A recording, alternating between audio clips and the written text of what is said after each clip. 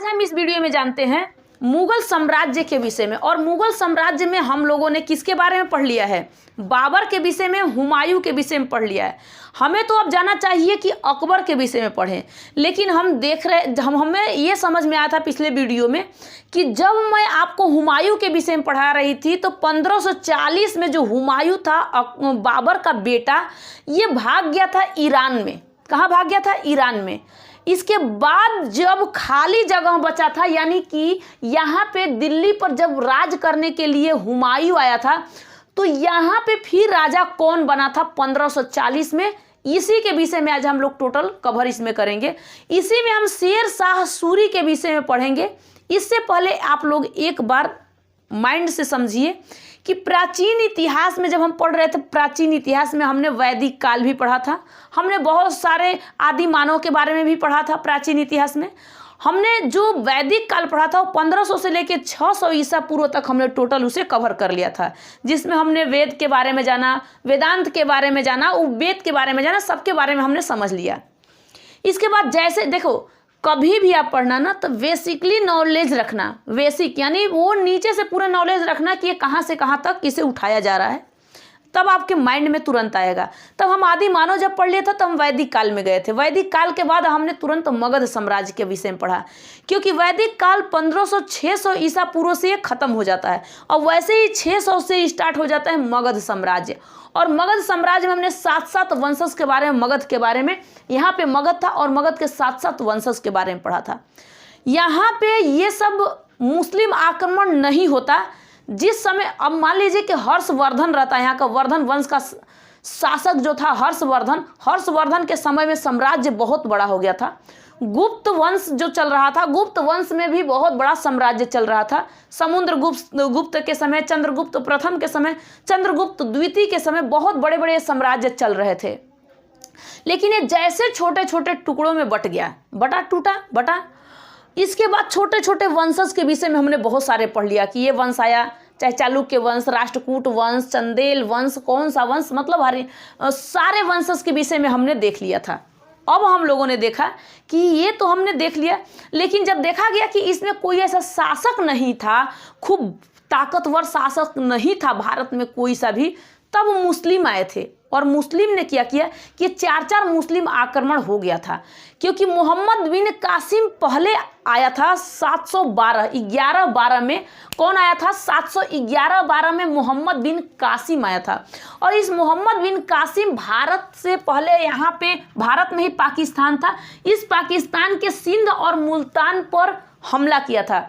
यानी 712 में इसने दाहिर को हरा दिया था। किसको? दाहिर को। एक बार बेसिकली पीछे का भी नॉलेज आपको होना चाहिए, फिर आगे बढ़ जाना। तुरंत बढ़ाऊंगी, ज़्यादातर देर नहीं करूंगी, ठीक है। अब ये जैसे युद्ध करके ये मोहम्मद बिन कासिम वापस चला गया, लेकिन देखा कि अब कौन आएगा, तब आया था महमूद गजनबी। और महमूद गजनबी ने पूरे 17 बार भारत पर आक्रमण किया था। इसमें से उसका 16वां जो सोमनाथ का मंदिर जो लूटा था, तो सोमनाथ का मंदिर उसका सबसे ज़्यादा प्रसिद्ध उसका युद्ध मान लिया गया था, क्योंकि उसने 1025 में इस सोमनाथ के मंदिर को, गुजरात में, उसमें जाके उसने मंदिर को लूट लिया था। ये दूसरा मुस्लिम आया।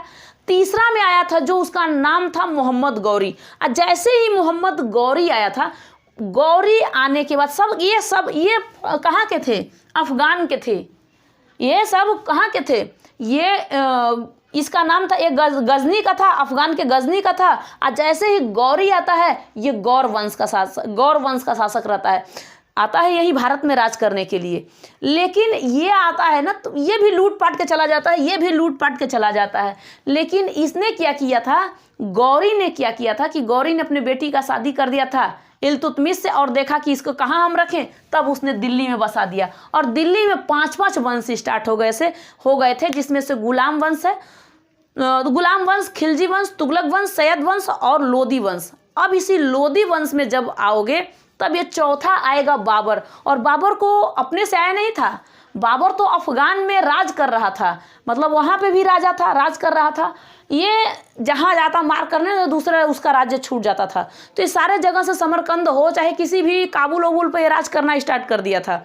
फिर वहाँ से छूटता गया, इसके लिए रहने के लिए जगह नहीं था, फिर भी ये कहाँ पे आ गया, इस बाबर को बुलाया गया था। दौलत खान लोदी और आलम खान लोदी ने भारत में बुला लिया कि देख भैया, लास्ट वाला जो दिल्ली सल्तनत का जो लोदी वंश है, इस लोदी वंश का जो शासक है इसका नाम है इब्राहिम लोदी, और इस इब्राहिम लोदी को बाबर आ तुझे इसे मारना है। राणा सांगा ने भी बोला था, राणा सांगा ने बुलाया था, दौलत खान लोदी ने बुलाया था, आलम खान लोदी ने बुलाया, इन सबों ने इसको बुला के और कहा कि तुम्हें इब्राहिम लोदी को ख़त्म कर देना है। बाबर ने इब्राहिम लोदी को तो ख़त्म कर दिया।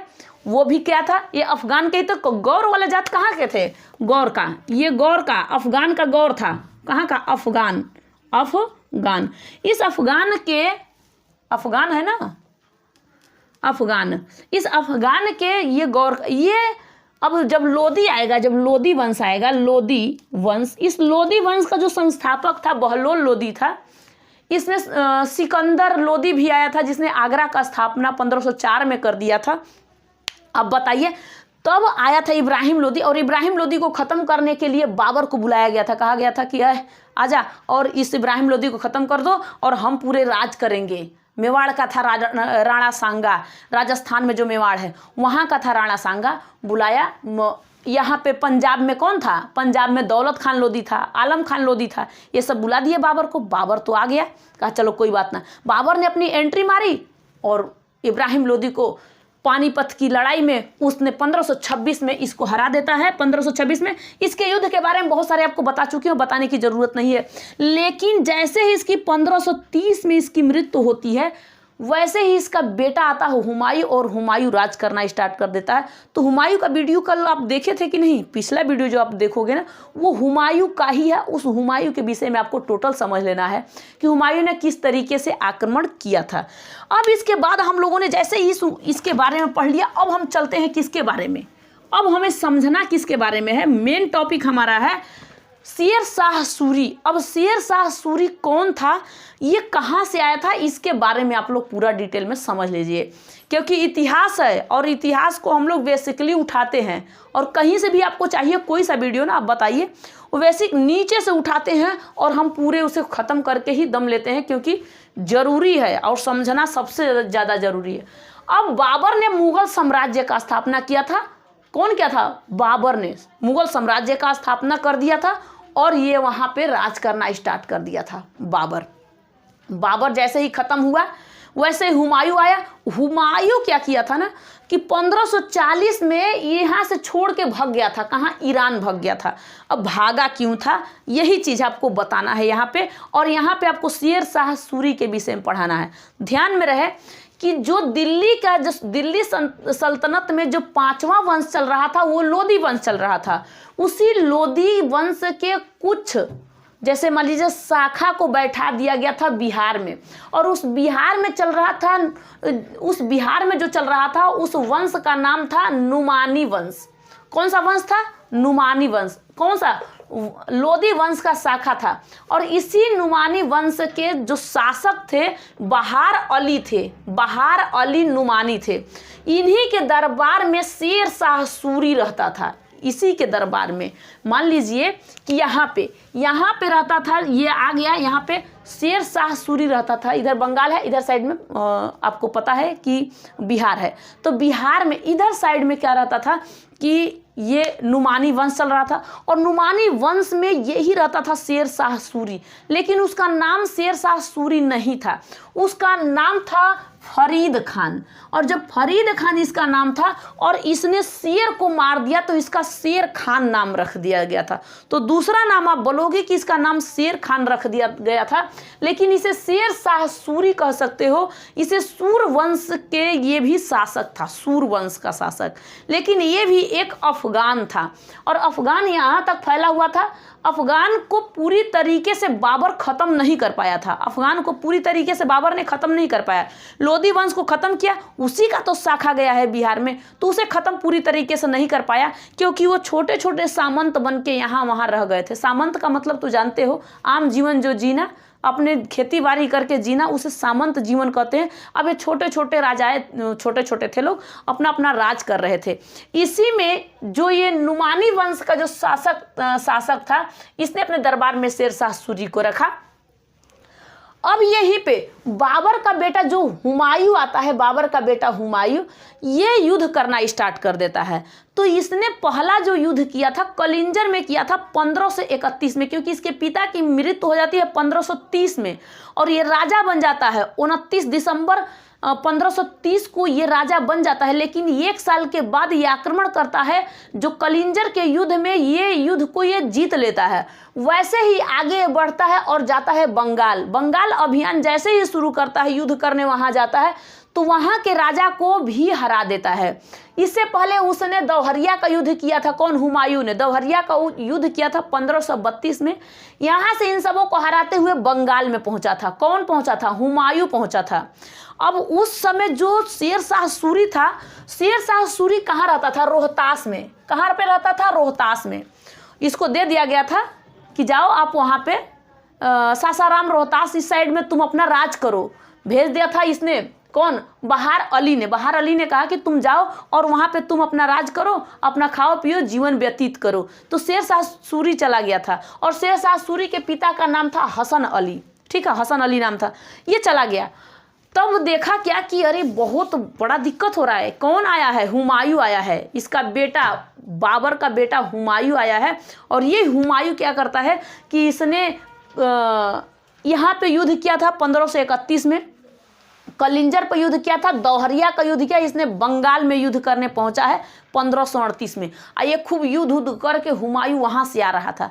जैसे ही हुमायूं आया और जैसे ही ये चौसा के रास्ते जाने शुरू किया, तब तक से शेर शाह सूरी ने इसे चौसा में रोक लिया।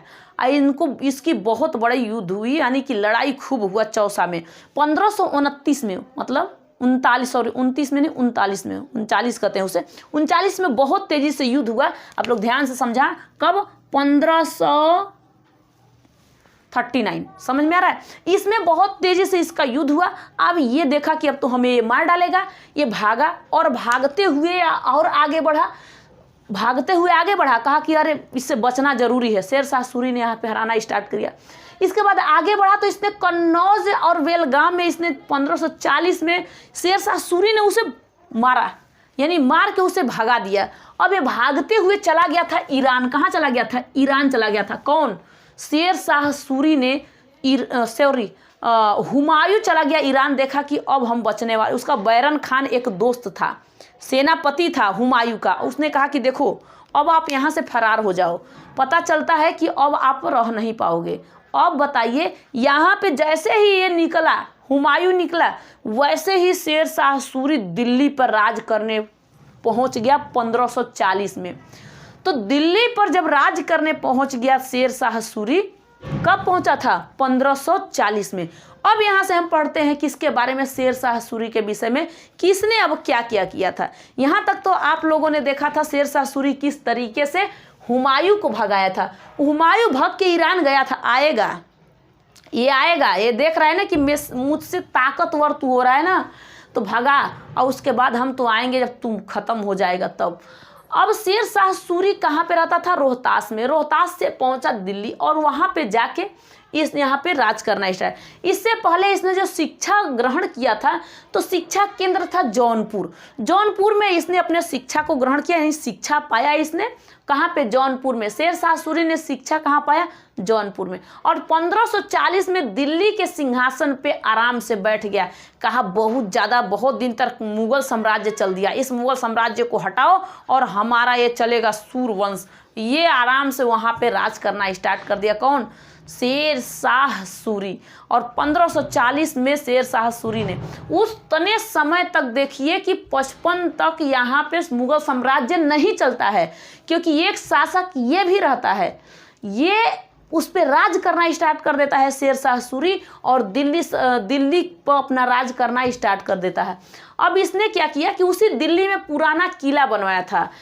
उसके अंदर, जो उस किले के अंदर एक मस्जिद बनवाया है, जिसे किलाहे कुहना ऐसे कुछ कहते हैं। ठीक है, अब इसे पुराना किला बनवा दिया था वहाँ पे। अब आपके माइंड में तो आ रहा होगा कि हाँ, अब यहाँ से धीरे धीरे शेर शाह सूरी आया हुआ है। शेर शाह सूरी ने दिल्ली पे अपना मुगल साम्राज्य को हटाया और अपना साम्राज्य बना दिया। ठीक है, शेर शाह सूरी ने अपना साम्राज्य को बना दिया था। वैसे ही इसने 41 में क्या किया? 1541 में। 1540 में तो दिल्ली का राजगद्दी पे बैठ गया था। अब 41 में क्या किया कि इस पे युद्ध किया था। इसे गख्खर जाति के जनजाति के लोग थे, गख्खर जाति जनजाति के लोग, इन सबों ने इस पे हमला बोल दिया। इस शेरशाह सूरी ने भी हमला बोल दिया और इन सबों को हरा के और रोहतास में चारों तरफ से किला बनवा दिया कि देख भैया ये खग्गर जाति वाले पता ना कब आ जाएंगे, इसलिए किला बनवा दिया जाए, इसमें घुसेंगे ही नहीं। तो उसने पूरे तरीके से चारों तरीके से वहाँ पे किला बनवा दिया। इसने क्या कि 1542 में मालवा का युद्ध किया था। अब मालवा कहाँ है? एमपी और उत्तर प्रदेश में है, मध्य प्रदेश और उत्तर प्रदेश में यह है मालवा। यहाँ पे भी 1542 में इसने युद्ध करना स्टार्ट कर दिया था। समझ में आ रहा है कुछ कि नहीं है? इसका युद्ध देखना। 1540 में मुगल साम्राज्य नहीं था। कौन था? शेरशाह सूरी वहाँ पे बैठा हुआ था। 41 में उसे गख्खर जनजाति को हरा दिया था। 42 में मालवा के राजा को हरा दिया था। अब 1543 में पहुंचाता है रायसेन में। रायसेन का युद्ध होता है। वहाँ का जो राजा रहता है पूरमल उसका नाम रहता है, और वो क्या करता है कि इनसे युद्ध होता है, ये इसे भी हरा देता है। और वहाँ पे जितने भी धन दौलत रहता है शेरशाह सूरी उसके सैनिक लूटते हैं और लेके जाना स्टार्ट कर देते हैं। यहाँ पे महिलाएं देखी कि बहुत ज़्यादा ये अत्याचार कर रहा है, तो इस हर एक महिला अपने आप को आग लगाना स्टार्ट कर दी।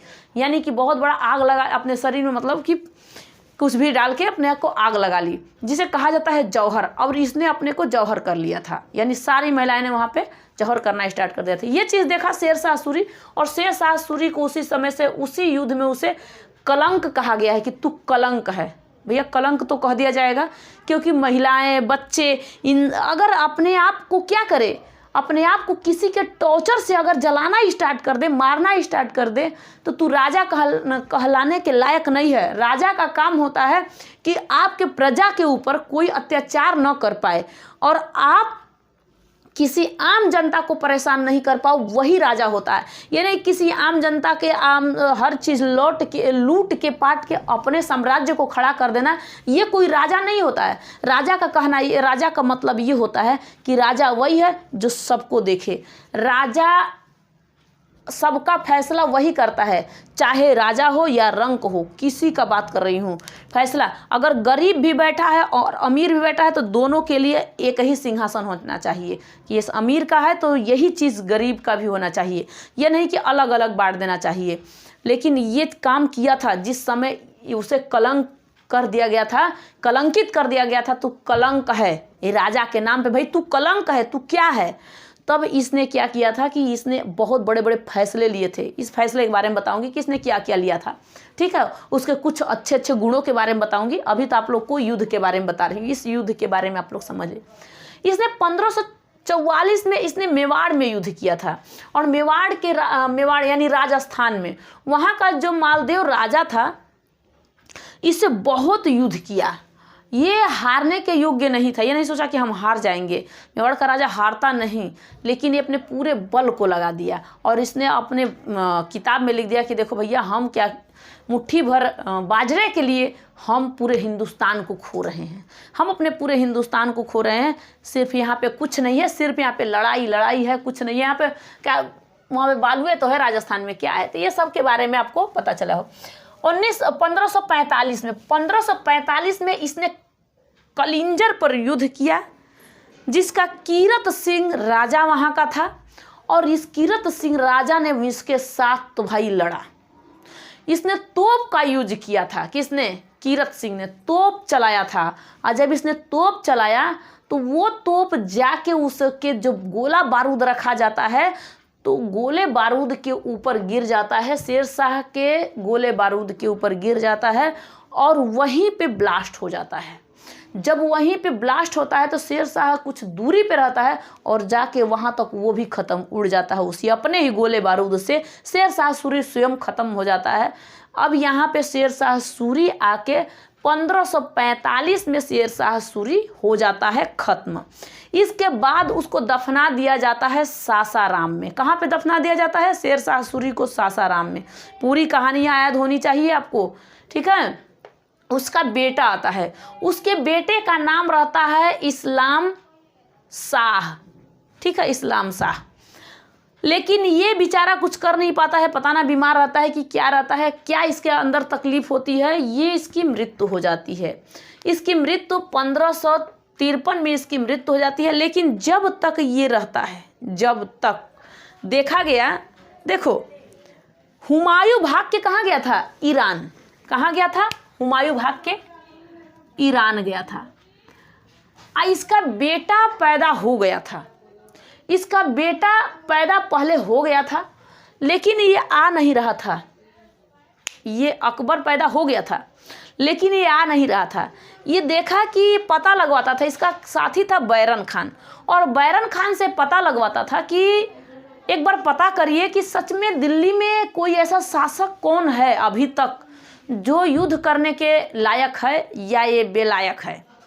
बैरन खान देखता और कहता कि देख भैया, यहाँ पे भी शेर शाह सूरी है, लेकिन शेर शाह सूरी जब 1545 में ख़त्म हो जाता है तब कहता है कि अरे अभी तो ना, अभी ना, इसका बेटा भी बहुत ठीक ठाक है, ये भी बहुत ताकतवर है। कौन?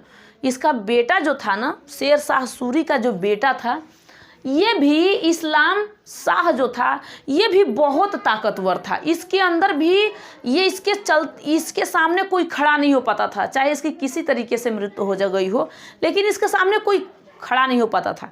कहा जाता था ये ताकतवर राजा है। लेकिन अब देखा गया कि अभी कोई है कि नहीं। ये बैठे बैठे हुमायूं देख रहा है कि कोई है कि नहीं। हुमायूं क्या कर रहा है? ईरान से बैठे बैठे देख रहा है कोई है कि नहीं। तो जब देखा कि इसका 1543 में इसकी मृत्यु हो जाती है, इसकी 1553 में इसकी मृत्यु हो जाती है, तब देखा कि अब तो यहाँ पे कोई राजा नहीं है शासन करने वाला। लेकिन 1 साल बाद, 2 साल बाद इसने देखा कि अभी राजा कोई है नहीं। 1 साल इसको समय लग गया देखने में कि कोई राजा तो ना है, नहीं तो आएंगे पता चला कि हमारा पूरा मुगल साम्राज्य खत्म हो गया। लास्ट में दोबारा मुगल साम्राज्य इसी ने बनाया। और हुमायूं फिर क्या हुआ कि वापस आता है। आपको पिछले वीडियो में बताई हूँ कि 1555 में हुमायूं फिर आ जाता है अपने यहाँ, जो सरहिंद के युद्ध में सरहिंद का युद्ध करता है 1555 में, और सुल्तान रहता वहाँ को हरा के उसे, और यहाँ पे अपना राज करना स्टार्ट कर देता है। अब दूसरा फिर चल देता है ये कौन सा साम्राज्य? मुगल साम्राज्य। अब 1556 में हुमायूं की मृत्यु हो जाती है। 1556 में हुमायूं की मृत्यु हो जाती है। हुमायूं तक तो आपको पता चल गया। अब इसके बारे में थोड़ा सा और देख लीजिए। किसके बारे में? शेर शाह सूरी के बारे में।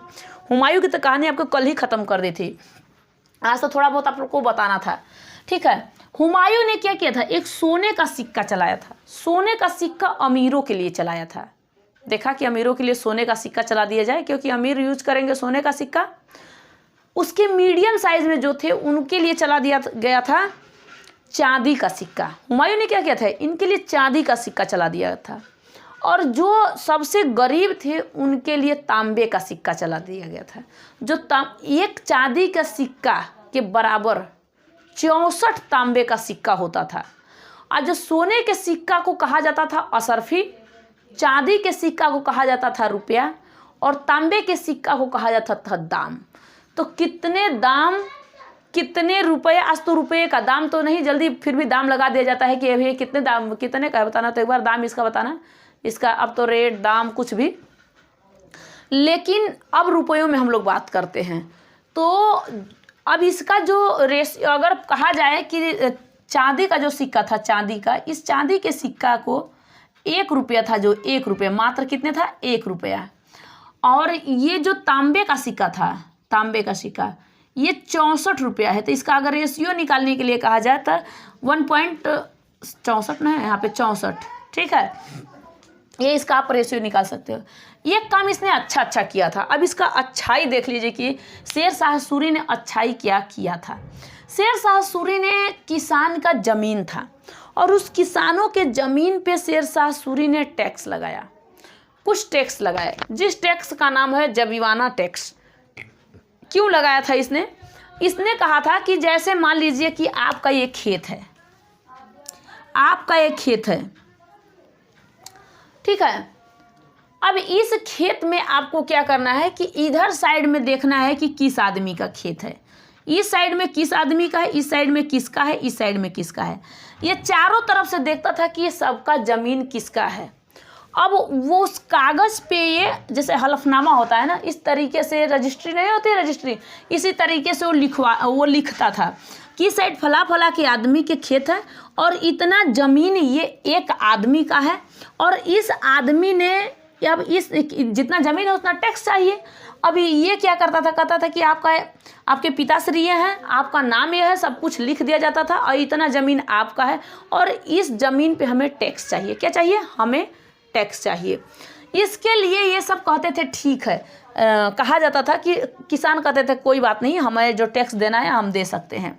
तब उसने क्या किया, इसने कबूलियत एक नामा बनाया, उस कबूलियत नामा पर इसने सिग्नेचर करवा दिया। जैसे मान लीजिए कि एक बना दिया गया था कि ये आपका ज़मीन है, ये आपका नाम है, ये आपके पिता का नाम है, जो भी पिता का नाम है, आपके कितना खेत टोटल है, मान लीजिए 1 बीघा 2 बीघा 3 बीघा कितना खेत आपका है, बीघा हो, कट्ठा हो, बिस्सा हो, कुछ भी हो, इतना आपका खेत है और इसी खेत पे हमें ये इतने आपको टैक्स देना है, जो टैक्स लगाया जाता था। ये इसलिए किसानों पे क्या किया जाता था कि ये एक पन्ने को जोड़ दिया जाता था, इस पे आप अपने अंगूठे का निशान दे सकते हो या फिर अपने सिग्नेचर कुछ भी कर सकते हो। तो ये एक बना दिया जाता था और ये सब ये काम करते थे। अकबर ने ये शेर शाह सूरी ने और क्या काम किया था, इसने खूब बढ़िया रोड बनवाया, इसने सारे काम को किया था। इसी काम को हुमायूं का बेटा जो अकबर आया था, इसी के काम को फॉलो किया था। जितना भी इसने काम किया था अच्छे काम, ये सारे अच्छे काम को देखा कि हमें भी ये काम करना चाहिए। अकबर के दरबार में देखिए 9 रत्न रहते थे। अब जब अकबर के बारे में मैं आपको पढ़ाऊंगी तो इन 9 रत्न का नाम टोटल बताऊंगी और 9 रत्न के नाम में आपसे बहुत ज़्यादा पूछे जाएंगे, चाहे आप यूपीएससी में हो और चाहे बीपीएससी का पेपर। एक बात ध्यान में देना, यूपीएससी जो आपसे सवाल पूछता है ना, वो पूछता है क्यों, कोई काम क्यों हुआ। जो बीपीएससी चाहे पीसीएस लेवल का कोई भी हो ना, कोई सा मतलब स्टेट में कोई भी हो, कोई पीसीएस चाहे एमपीपीएस हो चाहे किसी में हो, तो वो पूछता है कि कब, कहाँ, कैसे।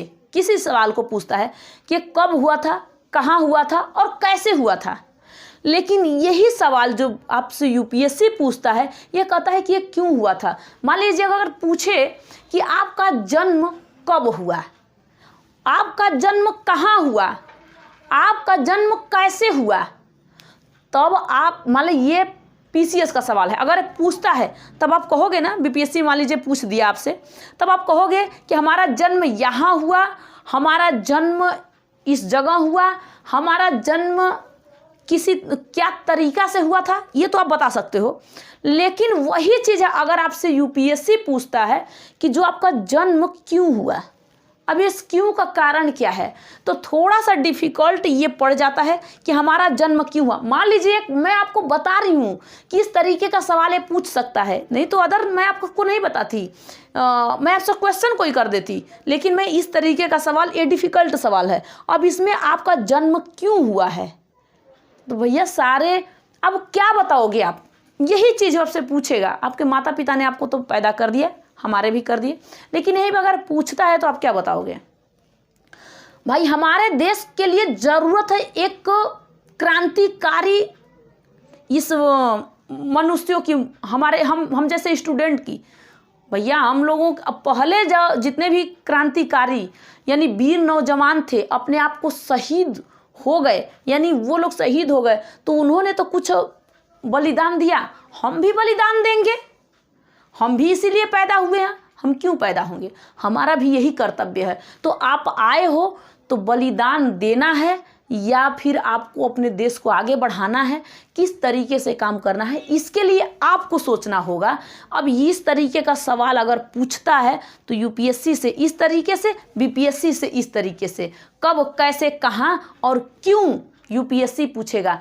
अब यहीं से पूछ रहा है, यहीं से, लेकिन ये पूछ रहा है बीपीएससी कि क्यों, क्यों भैया हम क्यों आए हैं, हमें आने की ज़रूरत क्या है, अब हम बताएं, अब हमसे कोई पूछे तुम्हें आने की ज़रूरत क्या है, भैया ज़रूरत थी, बहुत ज़्यादा ज़रूरत थी। अब कह दिया जाए कि बहुत ही ज़्यादा ज़रूरत थी, जो थी ज़रूरत, अब लड़की अगर नहीं आए तो क्या यहाँ पे जनसंख्या गिनती होंगे, जनसंख्या फिर कम होता जाएगा। इसलिए आपसे मैं बता रही हूँ कि यही चीज़ है, आपको ऐसे क्वेश्चन कर लेना है, पूछेगा आपको बता लेना है। क्या आप ये शेरशाह सूरी के विषय में पता चला कि नहीं? आप हुमायूं, बाबर, शेरशाह सूरी के बारे में पढ़ ली हो, अब अकबर के विषय में समझना जरूरी था, शेरशाह सूरी पढ़ाना, इसलिए मैं आपको शेरशाह सूरी पढ़ाई हूँ। क्योंकि जब अकबर के बारे में पढ़ाऊंगी, अकबर बहुत साल तक राज करेगा, इसका ये मुगल साम्राज्य फिर आगे तक बढ़ेगा। 55 में इसने मुगल साम्राज्य फिर स्थापना दोबारा कर दिया था, और 56 में हुमायूं की मृत्यु हो जाती है, सीढ़ियों के गिरने से इसकी मृत्यु हो जाती है। क्योंकि इसने जो एक लाइब्रेरी बनाया रहता है, उस लाइब्रेरी में पढ़ने जाता है, वहीं से सीढ़ी से गिरता है, इसकी मृत्यु हो जाती है, और दिल्ली में हुमायूं का मकबरा बना दिया जाता है, इसकी बीवी बनवा देती है। अब नेक्स्ट वीडियो में इसके बाद मैं आप लोगों से अकबर के बारे में बताऊंगी। तब तक के लिए जय हिंद, थैंक यू।